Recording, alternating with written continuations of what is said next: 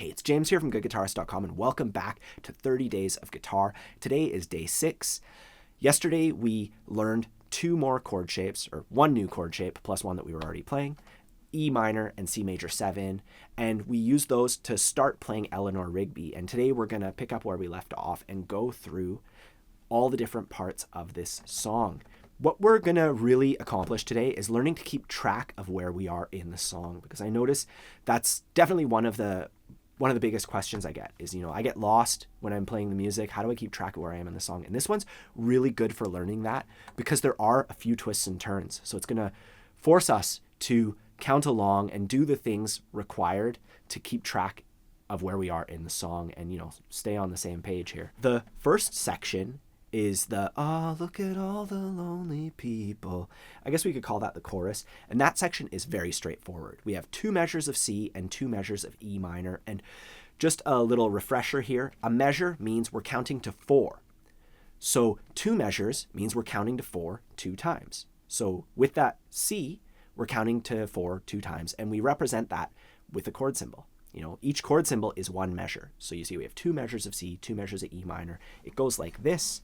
3, 4. 1, 3, 4.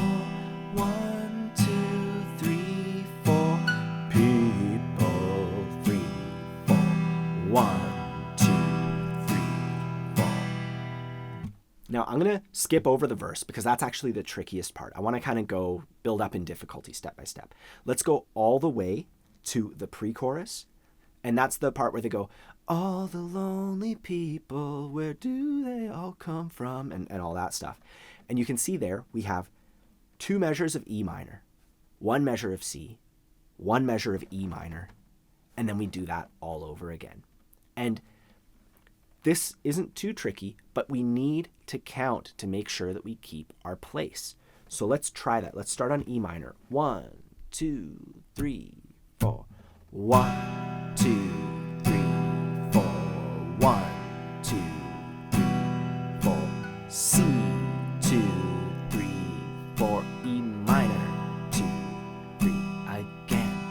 All the lonely people, where do they all belong? So to learn to keep track, first, we count as we read it, as we look at it. Then, once we're used to that, this song's simple enough that we can just count and do it by memory, and you think, okay, 2 measures of E minor, a measure of C, and a measure of E minor. You could even write down the chord symbols like I have on like a little post-it note on your guitar to remind you, or like on your arm or something. I've done that before. And then you want to try to sing it or even just say the words as you play it. And that way, you'll realize, okay, can I make it through this without counting, with just doing that? And if you're having trouble singing in the words and doing that while you're strumming, try to sing along to the recording, and see, like, am I comfortably able to sing along? Because, sometimes you think you know how to sing the song. This has happened to me so many times. And then I try singing along and, like, they're saying one thing and I'm like, and I try to, like, correct myself to match what they're saying. I wait to hear what word they're about to say, and then I kind of join in, like, halfway through the word. So make sure you really know this. Maybe print off the lyrics, and that's the steps I would take. And you do it section by section. Don't do it for the whole song start to finish. That's a recipe for disaster, right? Do it section by section. This song has a chorus, a verse, and a pre-chorus. We've already talked about the chorus. That was the pre-chorus. Now the verse. The verse has a couple other things in here. If you look, it's the 5th measure of the verse. I'm just going to show you the lyric strip here. We have 2 beats of C and then 2 beats of E minor sharing a measure. So that measure is split between those 2 chords. We're strumming C for beats 1, 2, and then we're strumming E minor for beats 3, 4. So that's the part that we really have to focus on. First, I would just count myself in going 1, 2, 3, 4. 1, 2, 3, 4. 1, 2. And making sure I could do that isolated. 1, 2, 3, 4. Doing that over and over again as many times as you need to. And then we try to incorporate that with the entire chord progression. Looking at our chord progression, we have 3 measures of E minor and then 1 measure of C. And then we have that measure where we split it between C and E minor. You know, when I was first starting and I would look up how to play songs online, like type Eleanor Rigby chords, and, you know, when I started guitar, that was just starting. Like the internet, you know, the tabs were just beginning. And you can't tell how long to play each chord for. And it was really confusing for me, you know. So that's why for my students, I write things out this way with all the slash marks. Every slash is a beat, and that way you can count every single beat, and you learn to do that, counting out loud. After you do that a while, you'll just start to get comfortable and start to feel where you're at in the song, and then you can test yourself by singing the words. That's the process. So let's try this with the verse. 1, 2, 3, 4. Eleanor Rigby picks up the rice in the church where her wedding has been. 2, 3, 4. Lives in a dream within a window, wearing the face that she keeps in a jar by the door. 2, 3, 4. Who is it for? So I want you to rewind that and count along. I'm singing the words, but I want you to count the beats as we do it, and that's going to help you out so much.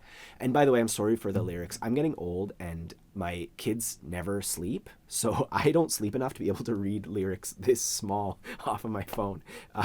Anyways, that is all that I wanted to do today as far as learning. Now I'm going to go through all the sections of Eleanor Rigby, the chorus, verse, and the pre-chorus, and it's your job to count along. I'm going to sing.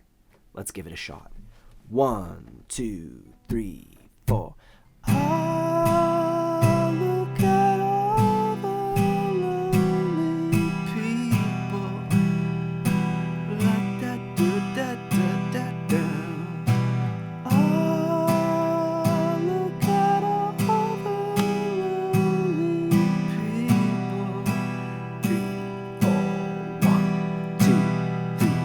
Verse. Eleanor Rigby picks up the rice at the church where a wedding has been. Lives in a dream, waits at the window, knowing the face that she keeps in a jar by the door. 3, 4. Who is it for? All the lonely people. Where do they all come from? All the lonely people. Where do they all belong?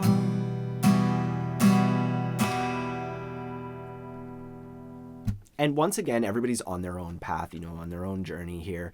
But if you want an extra challenge, basically, if you want to add something to it, we can do something with the strumming there, where we do a root strum or a small downstroke on beat 1, and then full downstrokes for beat 2, 3, and 4, like oh, look at all the lonely people. 3, 4.